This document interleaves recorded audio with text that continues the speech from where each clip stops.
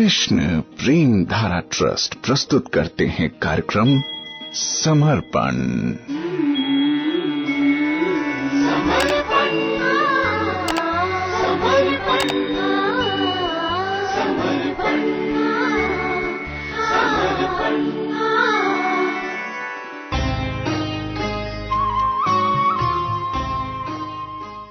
कार्यक्रम समर्पण में आपके साथ हूं मैं प्रेम धारा। नमस्कार, कैसे हैं आप?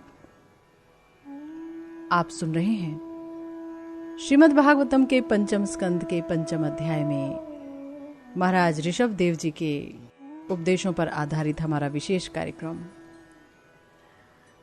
देखिए, बहुत ही बारीकी से समझाया है हमारे समस्त आचार्यों ने, हमारे समस्त महाजनों ने, हमारे भगवत अवतारों ने, हमारे शास्त्रों ने।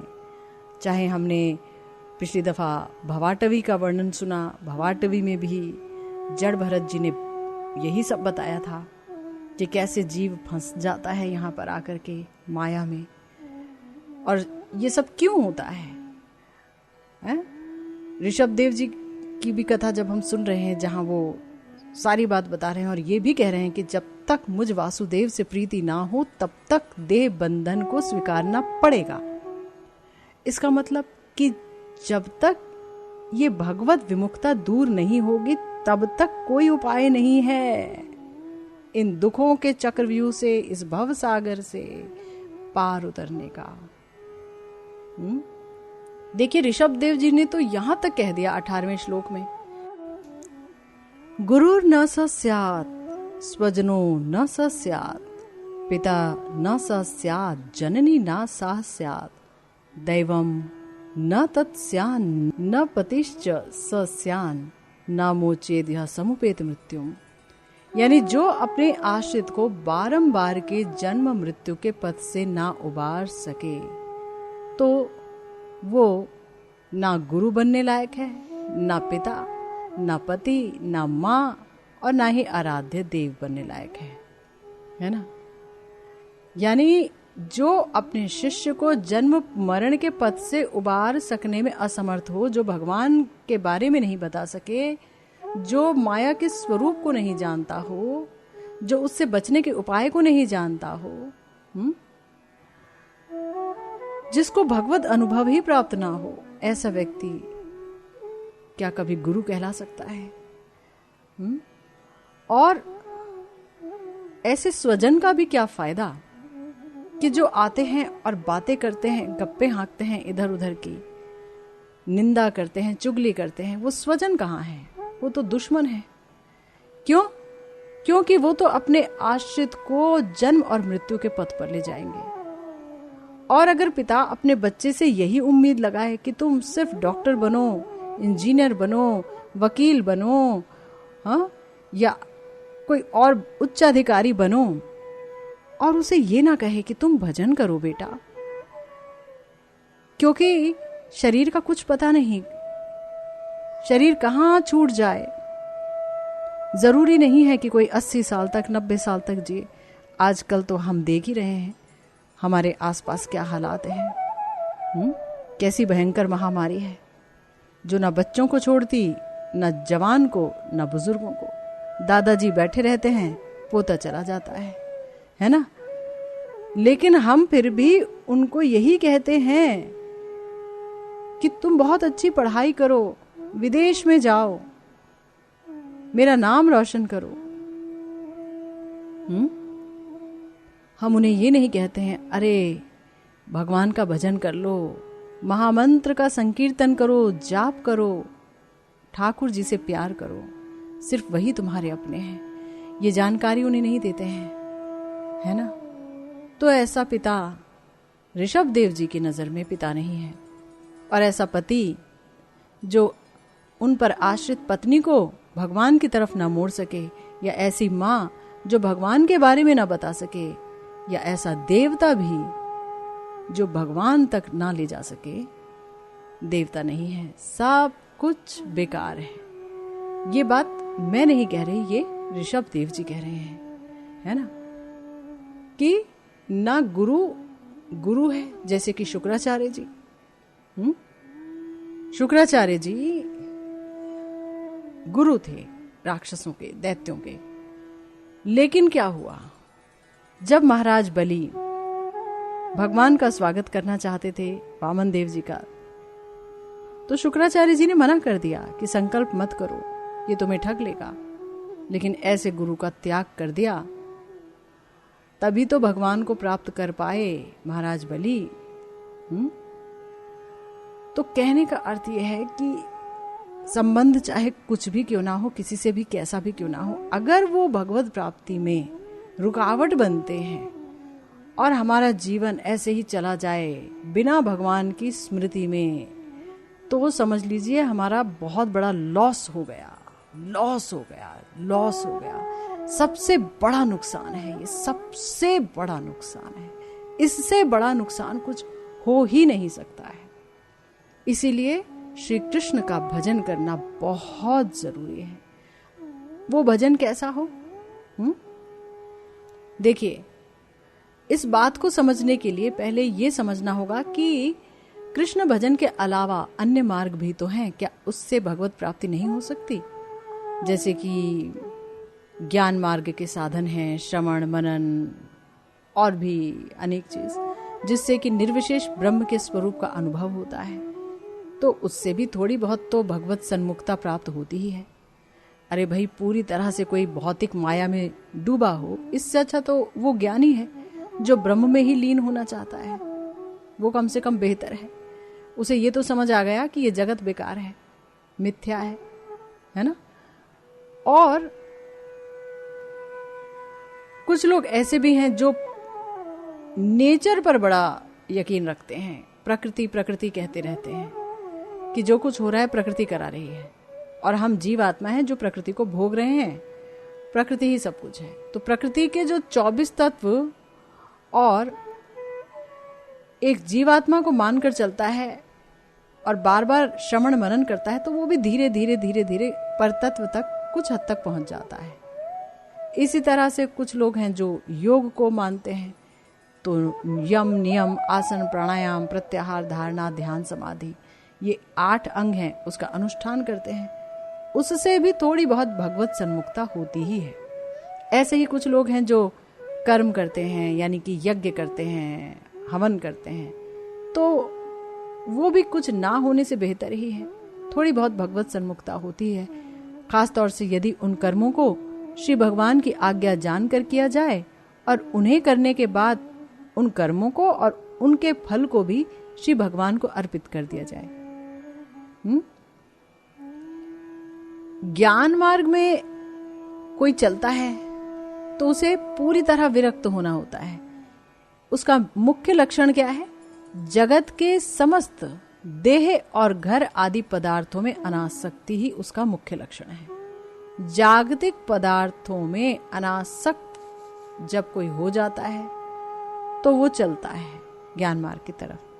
तो ठीक है, ये अनासक्ति तो बहुत बड़ी चीज है, भक्ति मार्ग में भी इससे सहायता मिलती है ना। लेकिन जब श्रीमद् भागवतम के 11वें स्कंद में बताया गया है श्लोक कि भयम द्वितीयाभिनिवेशतः स्यादिशाद पेतस्य विपर्यो स्मृति तन्माया तो बुध आभजेत्तम भक्त एक येषम गुरुदेवात्मा। तो वहां पर एक चीज बताई गई, एक शब्द आया है जो कि बहुत इंपॉर्टेंट है। वो शब्द वहां पर कहा गया है कि भाई भगवान का भजन करना होगा, है ना, भगवान का भजन करना होगा। तो ये जो भगवान का भजन है ये बहुत जरूरी है। भक्त्या भजेत बोला गया, भक्त्या भजेत यानी भक्ति करनी होगी। भक्ति का मतलब क्या हुआ? क्या लक्षण हुए भक्ति के? जैसे कि ज्ञान मार्ग का मुख्य लक्षण हुआ वैराग्य, तो भक्ति का मुख्य लक्षण क्या हुआ? तो बताया भगवान की कथाओं का श्रवण, भगवान के नाम का श्रवण, भगवान की लीलाओं का श्रवण, कीर्तन भगवान के नाम का, उनकी गुणावलियों का, उनकी लीलाओं का स्मरण, भगवान की रूप का स्मरण, भगवान की लीला का स्मरण, भगवान की कथाओं का स्मरण, और इसी तरह से वंदन, इसी तरह से अर्चन।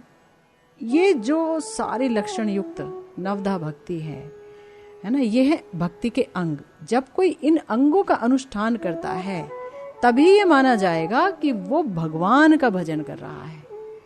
भक्ति को छोड़कर अन्य जितने भी साधन अभी हमने कहे वो साक्षात भक्ति के अंतर्गत नहीं आते। अगर कोई ज्ञान मार्गी है तो ठीक है, ज्ञान मार्ग में भक्ति आ जाती है उसकी सहायता करने के लिए। कोई कर्मों को भगवत आज्ञा मान करके और भगवान को अर्पण करते हुए चलता चले तो ठीक है, उसमें भी माना जाएगा कि भक्ति का इसमें आरोप कर दिया गया है, पर वास्तव में ये भक्ति नहीं है। तो भगवान का भजन ऐसे संभव नहीं है ना। तो भगवान का भजन संभव कैसे है? भगवान का भजन संभव है इसी तरह से, श्रवण कीर्तन स्मरण आदि लक्षण होने चाहिए।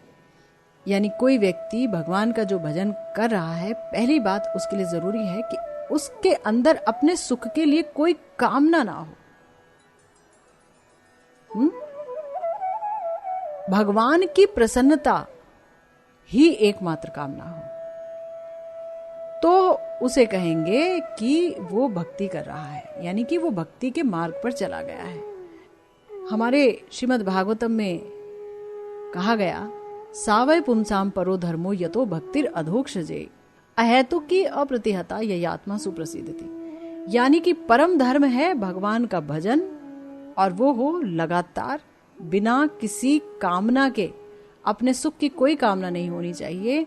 और अगर ऐसा कोई भजन करेगा तो इससे ना केवल भगवान प्रसन्न होंगे अपितु हम भी प्रसन्न होंगे, हमें पूर्ण शांति मिलेगी। बाकी किसी मार्ग में ऐसी शांति नहीं मिलेगी, है ना, जैसी शांति यहां मिलेगी। तो इसलिए भगवान का जो भजन है वो मनुष्य के लिए परम धर्म है। याद रखिए, धर्म ना दो प्रकार के होते हैं। जब बोला ना कि सावय पुंसाम परो धर्मो, कि परम धर्म क्या है, तो इससे पहले ये तो जान लें कि बाकी धर्म भी हैं क्या। तो हाँ हैं। धर्म दो प्रकार के हैं। एक तो है प्रवृत्ति मार्ग, यानी संसार में प्रवृत्ति को लेकर जिन धर्मों का पालन किया जाता है, यानी सांसारिक भोग को प्राप्त करने के लिए जिन धर्म का पालन किया जाता है वो है प्रवृत्ति मार्ग के धर्म। गृहस्थाश्रम निभा लो, वर्णाश्रम धर्म, इसका पालन करना है ठीक ठाक, इस तरह के यज्ञ करने हैं, बहुत कुछ है। और दूसरा है निवृत्ति मार्ग का धर्म, यानी संसार बंधन से कोई छुटकारा दिला दे ऐसा धर्म। यह है परम धर्म। संसार बंधन से निवृत्ति को लक्ष्य बनाकर जिन धर्मों का आचरण किया जाए वो धर्म भगवान का प्रीति सुख बढ़ाते हैं। यह है परम धर्म। और परम धर्म जो होता है वो ना तो ये चाहता है कि इससे मेरी शरीर की तृप्ति हो, ना भक्त ये चाहता है इससे मेरी इंद्रियों की तृप्ति हो या मेरी कामनाओं की तृप्ति हो, मुझे कुछ मिले इसके बदले में। कुछ नहीं चाहता वो सिर्फ और सिर्फ भगवान का सुख विधान करना चाहता है। इसीलिए इसे कहा गया है परम धर्म, और इसीलिए भगवान के भजन को कहा है अहेतुक। अहेतुक, हमें कुछ नहीं चाहिए प्रभु, हमें सिर्फ आपकी प्रसन्नता चाहिए। तो श्री कृष्ण कामना को छोड़कर अन्य समस्त कामनाओं से रहित, यहाँ पर यह भी नहीं कि मेरा ये हो जाए, बच्चे का ये हो जाए, इसका ये हो जाए, उसका ये हो जाए, कुछ नहीं, सिर्फ भगवान और उनकी खुशी, है ना। तो ऐसा भजन कर्म योग ज्ञान आदि से अनावृत रहता है। ना वहां कर्म की जरूरत है, ना योग की, ना ज्ञान की। वहां निज भोग परायणता रूपी बाधा विघ्न भी नहीं रहती, यानी कि मैं कुछ पाऊं आपसे, मुझे कुछ दो, इतना मैंने भजन किया, जी नहीं। वहां तो सिर्फ एक ही चीज रहती है और वो है प्रेम, और यही प्रेम है परम धर्म। श्रवण कीर्तन आदि लक्षणों से युक्त जो भक्ति है, जब तक वो पकती नहीं है तो उसे साधन भक्ति कहते हैं। और जब वो पक जाती है, यानी भगवान का भजन करते करते, उनकी कथा श्रवण करते करते धीरे धीरे हृदय में भाव उत्पन्न होने लगते हैं, धीरे धीरे भजन से प्यार हो जाता है, धीरे धीरे भजनीय वस्तु यानी श्याम सुंदर से प्रेम हो जाता है, प्रिया प्रियतम से प्रेम हो जाता है, राधा कृष्ण से प्रेम हो जाता है, तो फिर वो साक्षात भक्ति कहलाती है और उसे ही कहते हैं प्रेम भक्ति, है ना। और याद रखिए यही प्रेम भक्ति है जिससे श्री भगवान सुप्रसन्न होते हैं, बाकी किसी चीज से भी भगवान को प्रसन्न नहीं किया जा सकता। ठीक है।